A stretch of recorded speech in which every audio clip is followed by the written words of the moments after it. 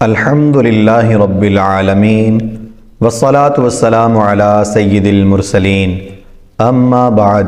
آج کی ویڈیو میں ہم جمعۃ المبارک کے فضائل کے بارے میں سنیں گے، اور اس میں ایک ساعت ایسی ہے کہ جس میں دعائیں قبول ہوتی ہیں، اس بارے میں آج ہم سنتے ہیں۔ بخاری اور مسلم حضرت ابو ہریرہ رضی اللہ تعالی عنہ سے راوی فرماتے ہیں، نبی پاک صلی اللہ علیہ وسلم جمعہ میں ایک ایسی ساعت ہے کہ مسلمان بندہ اگر اسے پالے اور اس وقت اللہ تعالیٰ سے بھلائی کا سوال کرے تو وہ اسے دے گا۔ اور مسلم کی روایت میں یہ بھی ہے کہ وہ وقت تھوڑا ہے۔ رہا یہ کہ وہ کون سا وقت ہے، اس میں روایتیں مختلف ہیں۔ ان میں دو قوی ہیں، ایک یہ کہ امام کے خطبے کے لیے بیٹھنے سے ختم نماز تک، جب امام صاحب خطبے کے لیے بیٹھتے ہیں اس وقت سے لے کر نماز کے ختم ہونے تک یہ وقت ہے۔ اس حدیث کو مسلم ابو بردہ بن ابی موسیٰ سے، وہ اپنے والد سے، وہ حضور اقدس صلی اللہ علیہ وسلم سے روایت کرتے ہیں۔ اور دوسری یہ کہ وہ جمعہ کی پچھلی ساعت ہے۔ امام مالک اور ابو داؤد اور ترمذی اور نسائی اور احمد حضرت ابو ہریرہ رضی اللہ تعالی عنہ سے راوی، وہ فرماتے ہیں، میں کوہ طور کی طرف گیا اور کعب احبار سے ملا، ان کے پاس بیٹھا، انہوں نے مجھے توریت کی روایتیں سنائی اور میں نے ان سے رسول پاک صلی اللہ علیہ وآلہ وسلم کی حدیثیں بیان کی۔ ان میں ایک حدیث یہ بھی تھی کہ رسول پاک صلی اللہ علیہ وآلہ وسلم نے فرمایا، بہتر دن کہ آفتاب نے اس پر طلوع کیا جمعہ کا دن ہے، اسی میں آدم علیہ السلام پیدا کیے گئے اور اسی میں انہیں اترنے کا حکم ہوا اور اسی میں ان کی توبہ قبول ہوئی اور اسی میں ان کا انتقال ہوا اور اسی میں قیامت قائم ہوگی۔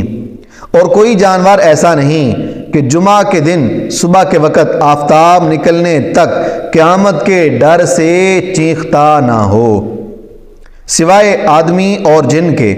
اور اس میں ایک ایسا وقت ہے کہ مسلمان بندہ نماز پڑھنے میں اسے پالے تو اللہ تعالیٰ سے جس شے کا سوال کرے وہ اسے دے گا۔ کعب نے کہا، سال میں ایسا ایک دن ہے؟ میں نے کہا بلکہ ہر جمعہ میں۔ کعب نے توریت پڑھ کر کہا، رسول پاک صلی اللہ علیہ وآلہ وسلم نے سچ فرمایا۔ حضرت ابو ہریرہ رضی اللہ تعالیٰ عنہ فرماتے ہیں، پھر میں عبداللہ بن سلام رضی اللہ تعالیٰ عنہ سے ملا اور کعب احبار کی مجلس اور جمعہ کے بارے میں جو حدیث بیان کی تھی اس کا ذکر کیا، اور یہ کہ کعب نے کہا تھا یہ ہر سال میں ایک دن ہے۔ عبداللہ بن سلام نے کہا، کعب نے غلط کہا۔ میں نے کہا، پھر کعب نے توریت پڑھ کر کہا، بلکہ وہ ساعت ہر جمعہ میں ہے۔ کہا، کعب نے سچ کہا۔ پھر عبداللہ بن سلام نے کہا، تمہیں معلوم ہے یہ کون سی ساعت ہے؟ میں نے کہا، مجھے بتاؤ اور بخل نہ کرو۔ کہا، جمعہ کے دن کی پچھلی ساعت ہے۔ میں نے کہا، پچھلی ساعت کیسے ہو سکتی ہے؟ حضور علیہ الصلوۃ والسلام نے تو فرمایا ہے، مسلمان بندہ نماز پڑھتے میں اسے پائے اور نماز کا وقت نہیں۔ عبداللہ بن سلام نے کہا، کیا حضور علیہ الصلوۃ والسلام نے یہ نہیں فرمایا کہ جو کسی مجلس میں انتظار نماز میں بیٹھے وہ نماز میں ہے؟ میں نے کہا، ہاں۔ فرمایا تو ہے؟ کہا، وہ تو یہی ہے، یعنی نماز پڑھنے سے نماز کا انتظار مراد ہے۔ اس حدیث کو موطا امام مالک نے کتاب جمعہ میں بیان کیا۔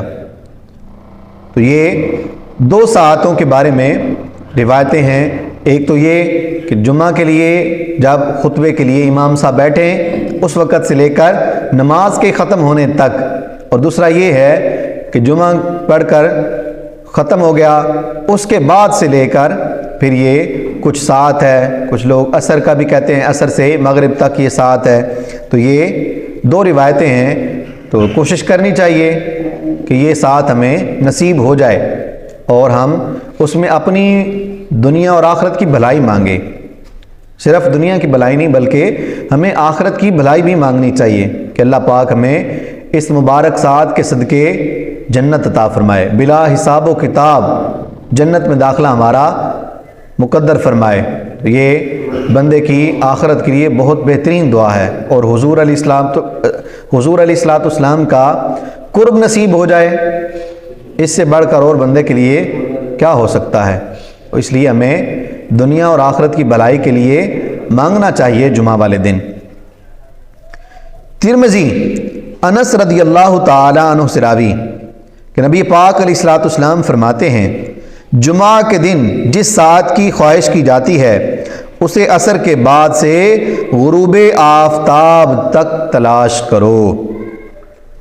اس حدیث کو ترمذی جامع ترمذی میں روایت کیا۔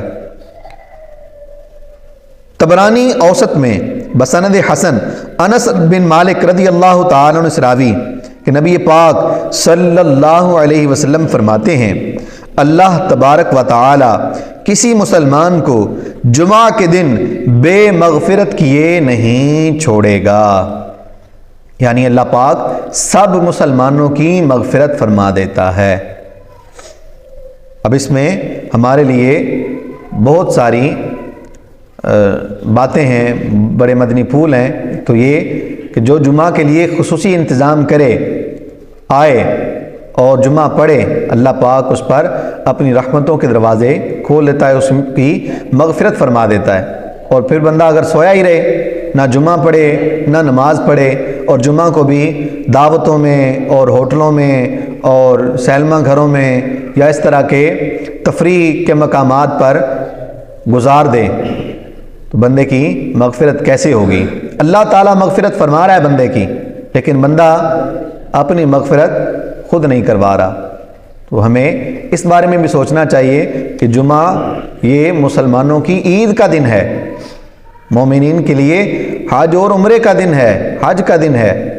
تو اس دن میں غفلت نہیں برتنی چاہیے، بلکہ زیادہ سے زیادہ اللہ پاک کی فرما برداری اور اللہ پاک کی عبادت کرنی چاہیے۔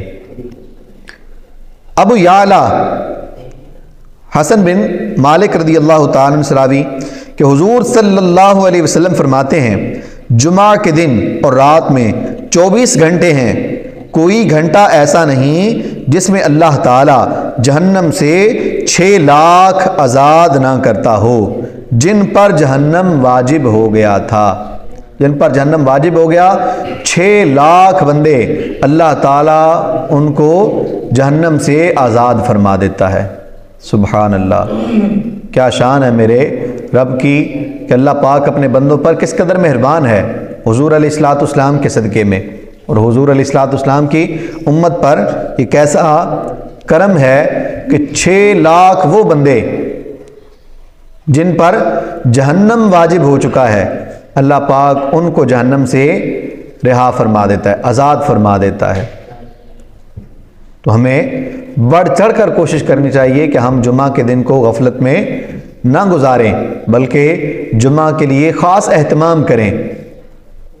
صبح اٹھیں، درود پاک پڑھیں، قرآن پاک کی تلاوت کریں، ذکر و اذکار کریں، قبرستان کی طرف جائیں، ماں باپ کی زیارت کریں۔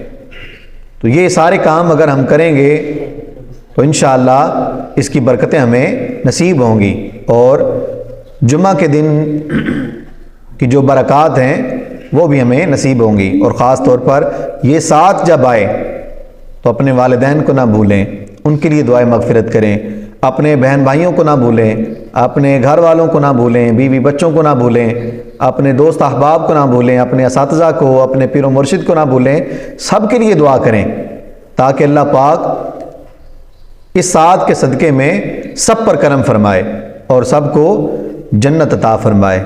تو دنیا اور آخرت کی بھلائی ہمیں مانگنی چاہیے، مدینہ مانگیں کہ یا اللہ ہمیں بار بار مدینے کی بعد اب حاضری عطا فرما، اور بھی جو کچھ بندے کے ذہن میں آئے نیک تمنا ہو وہ بندے کو مانگنی چاہیے۔ اللہ کریم ہمیں ان فضائل پر عمل کرنے کی، ان کو حاصل کرنے کی توفیق عطا فرمائے۔